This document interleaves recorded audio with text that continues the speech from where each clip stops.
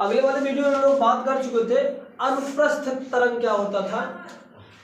इस वाले में बात हम करेंगे अनुदैर्ध्य तरंग क्या है, लैंगिट्यूडनल वेव क्या है। अनुप्रस्थ तरंग आप लोग पढ़े थे कि कोई भी तरंग होता था जिनके माध्यम के कण क्या होते थे, उस संचरण के दिशा के या तरंग के संचरण की दिशा के लंबवत गति करते थे या लंबवत क्या करते थे, दिशा में गति करते थे, उसको बोला जाता था अनुप्रस्थ तरंग। ये अनुदैर्ध्य तरंग है। इन्हें मैं उसमें बताया था कि दो प्रकार के वेव्स होते थे, एक जो कि यांत्रिक तरंग, दो प्रकार के वेव्स थे। एक पहला आपका अनुप्रस्थ था, दूसरा अनुदैर्ध्य था। अनुप्रस्थ तरंग क्या होता था, माध्यम के संचरण की दिशा के लंबवत उसके कण वेव करते थे, मोशन करते थे। वहां पर मैंने बताया था कि जो कण होता था वो ऊपर और नीचे ऐसे मोशन करते थे, ऐसे इस तरह से मोशन करते थे। लेकिन इसमें जो होता है वह माध्यम के जो तरंग होगा वह तरंग की संचरण की दिशा के समानांतर गति करेगा। समानांतर गति करने का मतलब है कि ये किसी कण के साम्य स्थिति के इधर और इधर ऐसे मोशन करते रहते हैं, ऐसे ऐसे मोशन करेंगे इस तरह से, है ना। उसमें क्या होंगे, आगे और पीछे। इसको संपीड़न और विरण के माध्यम कहा जाता है कि संपीड़न होंगे फिर विरण होंगे। और यहाँ पर जो एक तरंग कंप्लीट होता है इस वाले में, वह एक संपीड़न तथा एक जो है कि आपका विरण को मिला करके एक तरंग कंप्लीट होता है। यहाँ पर एक तरंग कहा जाता है। तो ये वाला परिभाषा यहाँ पर अनुदैर्ध्य तरंग क्या होता है कि वे तरंग जिनके माध्यम के कणों का कंपन या डोलन क्या हो, तरंग के संचरण की दिशा के समानांतर हो। तरंग के संचरण की दिशा के समानांतर हो, जैसे कहने का मतलब अगर संचरण इस डायरेक्शन में हो रहा है तो इसका जो वेव हो वह उसी के डायरेक्शन में ऐसे ऐसे ऐसे आइदर नाइदर में क्या करे, मोशन करे, ऐसे, है ना, ऐसे संचरण करे। तो इस प्रकार का जो वेव होगा उस वेव को मैंने नाम एक दिया अलग से, लैंगिट्यूडनल वेव बोला गया है। इसको क्या बोलते हैं, अनुप्रस्थ तरंग। मैंने बताया दो प्रकार के तरंगे थे, एक्चुअली दो थे। पहला आपका यांत्रिक तरंग था, दूसरा क्या था, विद्युत चुंबकीय तरंग था। यांत्रिक तरंग को दो प्रकार में डिवाइड किया गया था, उनके दिशा या चलने की दिशा के आधार पे, संचरण के आधार पे। पहला आपका था क्या, अनुप्रस्थ तरंग था, दूसरा अनुदैर्ध्य तरंग था। अनुप्रस्थ तरंग क्या था, वे तरंग थे यानी जिनके माध्यम में क्या होता था, कणों का जो कंपन हो वह संचरण की दिशा के लंबवत ऐसे से अब डाउन इस टाइप पे हो, तो वह इस प्रकार का जो तरंग होता था उसको नाम दिया गया था अनुप्रस्थ तरंग। दूसरी बात यहाँ पर अनुदैर्ध्य तरंग है, लैंगिट्यूडनल वेव्स है। इसमें बताया गया कि जो कण होंगे अगर संचरण की दिशा, अगर कंपन कर रहे हैं लेकिन संचरण की दिशा की क्या करें, समानांतर करें, पैरेलल करें। अगर इस प्रकार से मोशन कर रहे हैं तो वह जो मोशन होता था या वो जो तरंग होती थी उसको एक नया नाम दिया गया, उसको अनुदैर्ध्य तरंग बोला जाता है। एक तो सीधी सी बात है, कण की दिशा के, जैसे अगर मोशन ऐसा हो रहा है तो कण इसके ऐसे ऐसे मोशन करेंगे, ऐसे ऐसे कंपन करेंगे, आइदर नाइदर, अप डाउन। दूसरे में है अगर संचरण की दिशा ऐसी है, संचरण की दिशा ऐसी है तो इसी के समानांतर ऐसे ऐसे मोशन करें, ऐसे मोशन करें, आइदर नाइदर, ऐसे आइदर नाइदर, इधर या उधर।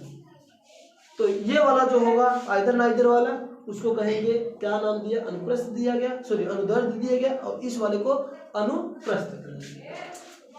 दूसरी बात में यहाँ पर मैं लिखा रहा था, किन तरंगों के माध्यम के कण क्या होते हैं, किसी कण यानी उसी कण के साम्य स्थिति के इधर उधर, कहने का मतलब इधर उधर मतलब साम्य यानी विरलन और संपीड़न की स्थिति में गति करते हैं। इसको कंप्लीट कर लो। हाँ लिखो, इन तरंगों के माध्यम के कण,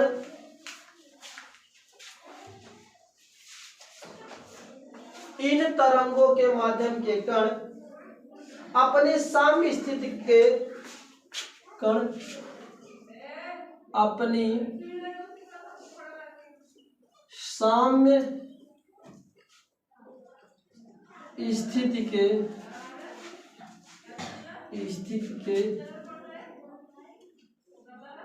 इधर उधर, इन तरंगों के माध्यम के कण अपनी साम्य स्थिति के इधर उधर या आगे पीछे कर लो, इधर उधर या आगे पीछे मैं लिख देता हूं, आगे पीछे, आगे पीछे क्या करे, दोलन करती है, दोलन करती, आगे पीछे क्या करती है, दोलन करती है। नेक्स्ट पॉइंट इसके लिए अगर मैं बनाऊं, अगला पॉइंट लिखो, ध्वनि संपीड़न व विरलन के रूप में जो साउंड होता है ध्वनि संपीड़न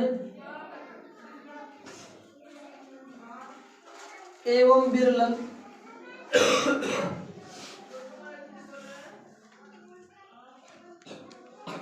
के ध्वनि संपीड़न एवं विरलन के रूप में संचित होता है, विरलन के रूप में संचरित होता। अब ये तो बातें हुई, लेकिन अब यहां से एक नई बात यहां पर उत्पन्न हो गई कि संपीड़न क्या है और विरलन क्या है। ये संपीड़न क्या है और दूसरा विरलन क्या है। विरलन मतलब होता है, जैसे मैं आपको चीज को बताऊं कि जैसे मेरे पास स्प्रिंग कोई हो, स्प्रिंग को अगर फोर्स लगा के इसको ऐसे दबा दूं तो उसके जो एटम होंगे यानी उसके जो मॉलिक्यूल्स होंगे स्प्रिंग के, वो क्या होते हैं, पास पास आ जाते हैं।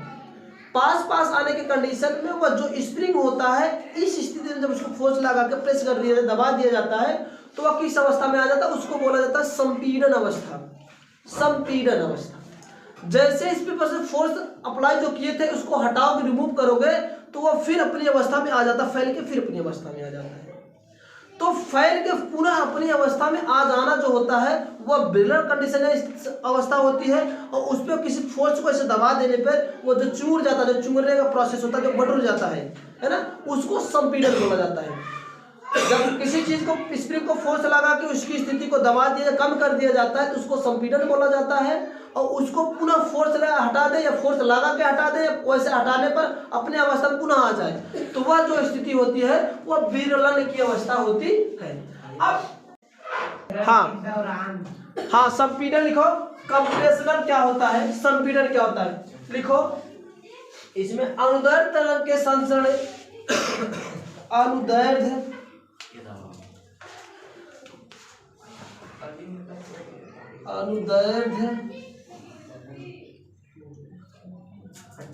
तरंग के संचरण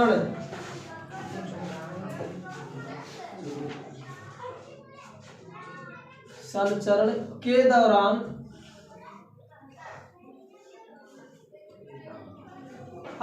अनुदैर्ध्य तरंग के संचरण के दौरान वे स्थितियां जहां कंपन, वे स्थितियां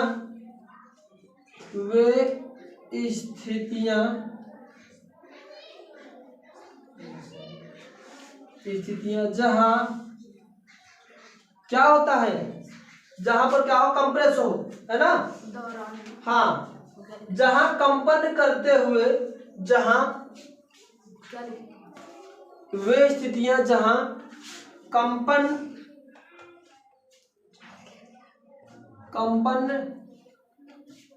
करते हुए अनुदैर्ध्य तरंग के संचरण के दौरान वे स्थितियां जहां कंपन करते हुए माध्यम के कण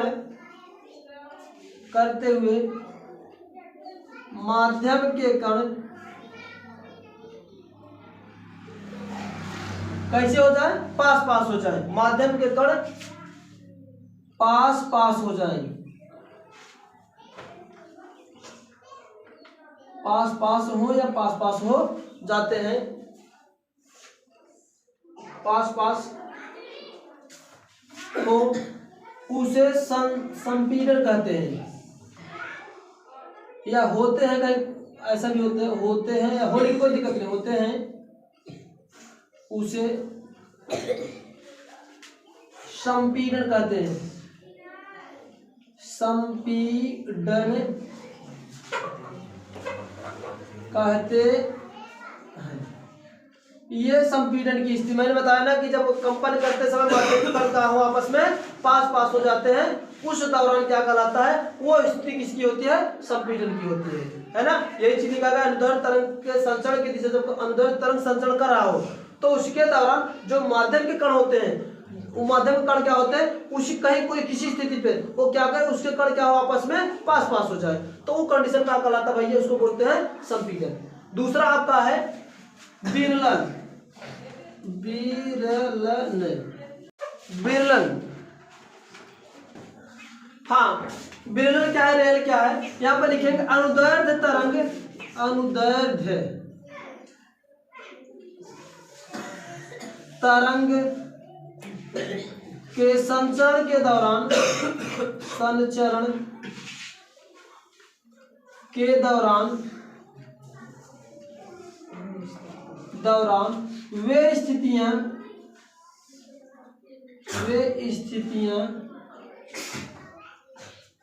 जहां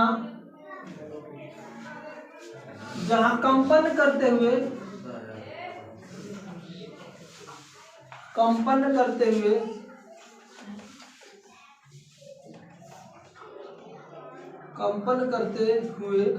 माध्यम के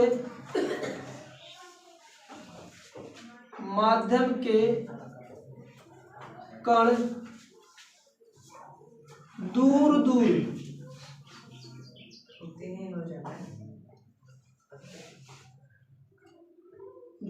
होते हैं,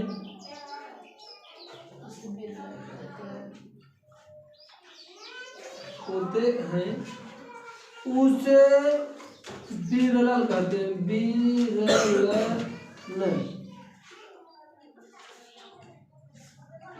कहते। ये दो बात यहाँ पर आई थी कि संपीड़न और विरलन क्या है।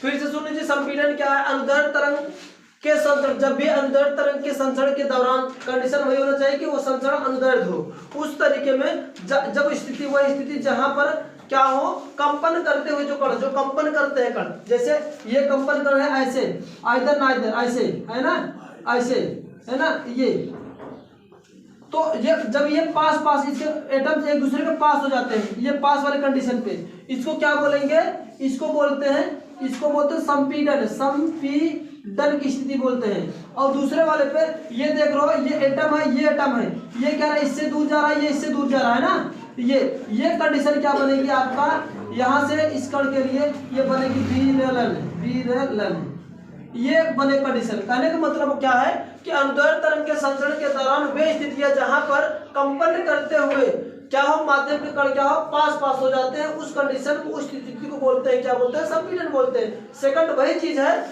कि उस जब कंपन करता कोई भी कण हो, कण करते समय उनकी स्थिति क्या हो, पास रहो, दूर हो जाए, तो दूर होने की कंडीशन क्या होता है, विरलन मैंने बताया कभी क्या कि स्प्रिंग को जब ऐसे सिकोड़ दो तो उसके क्या होता है, एटम पास हो जाते हैं, तो पास होने का कंडीशन जो होता है वो विरलन की नहीं, संपीड़न की स्थिति होती है। और जैसे इसमें फोर्स हटाएंगे तो फिर से अपनी अवस्था में आ जाता है, तो क्या हो जाता है आपका, वो होता है विरलन की अवस्था। यहाँ पर तरंग की बात है, और तरंग किस तरंग में पाया जाता है, अनुदैर्ध्य तरंग में संचरण कैसा होता है, संपीड़न और विरलन के माध्यम से होता है।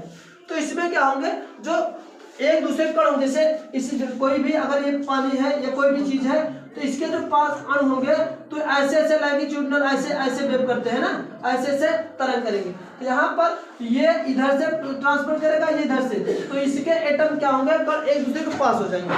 पास होने का कहने का मतलब है कि सारे कण एक दूसरे के पास आ गए, तो पास की कंडीशन में इसको बोलते हैं संपीड़न की अवस्था में आ गया है। और जैसे फिर से ये आगे की तरफ जाएगा और ये पीछे की तरफ आ जाएगा, ये आगे की तरफ जाएगा और ये पीछे की तरफ आ जाएगा, तो ये वाला जो गैप की स्थिति बन जाती है, उसी का क्या नाम दिया गया है, यहाँ पर विरलन बोला जाता है। और दूसरी बात कि जो तरंग होता है यहाँ पर अनुदैर्ध्य तरंग कंडीशन में, कि एक विरलन और एक संपीड़न मिल करके एक पूरा कंप्लीट करेंगे, एक तरंग कहा जाता है। संपीड़न तथा विरलन के कंडीशन को मिलाकर, टोटल को मिलाकर एक तरंग उसका नाम दिया गया है, ठीक है ना। यहाँ तक नोट कर लीजिए।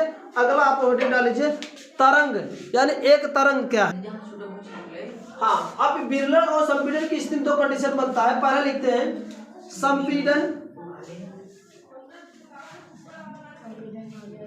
संपीड़न वाले जब कोई चीज संपीड़न करेगा, संपीड़न वाले स्थान पर माध्यम का घनत्व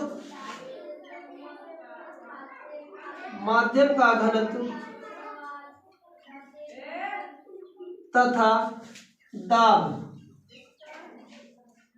अधिक होता है।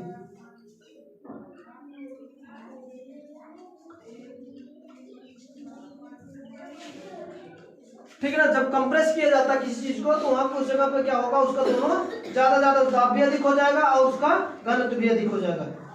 दूसरा बिरल वाला कंडीशन जस्ट इसका उल्टा हो जाएगा, है ना। दूसरे वाले पे जगह पे लिखना आप लोग, बिरल वाले स्थान पे बिरलन वाले स्थान पर, जब भाई एटम अपने माध्यम हो जाए, बिरल वाले स्थान पे माध्यम का घनत्व और दाब कम हो जाता है, कम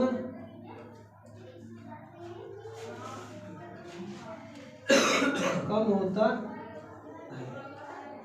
ये दो चीज है, इसको चीज को आपको समझ कर रखना कि जैसे भी अगर एटम एक दूसरे कंप्रेस करेंगे तो उस समय उस जो माध्यम होगा वहां के कण के क्या होंगे, घनत्व और दाब अधिक हो जाएंगे, और जैसे ही हटेगा विरल अवस्था में आएगा उनका घनत्व और दाब क्या हो जाता है, कम हो जाता है।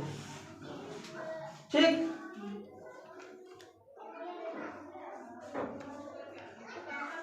हो गया। कुछ चीज छोड़े तो नहीं, एक है और हेडिंग बना लिया कि अब अगली वाली परिभाषा जो अनुदैर्ध्य वाली है एक हिसाब से लिखा, फर्स्ट गुरुदेव लाभ साथ आगे का अनुदैर्ध्य तरंग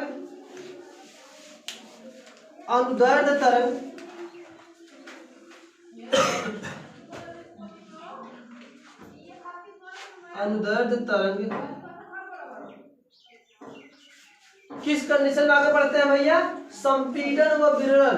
अनुदैर्ध्य तरंग संपीड़न व विरलन, अनुदैर्ध्य तरंग संपीड़न व विरलन के रूप में आगे बढ़ते हैं, के रूप में आगे बढ़ते। ठीक, यहां तक था। आगे कल वाले अगले वाले रीडिंग में आप लोग को बताया जाएगा कि इनकी क्या प्रॉपर्टीज है। ठीक है ना, आज के लिए इतना ही।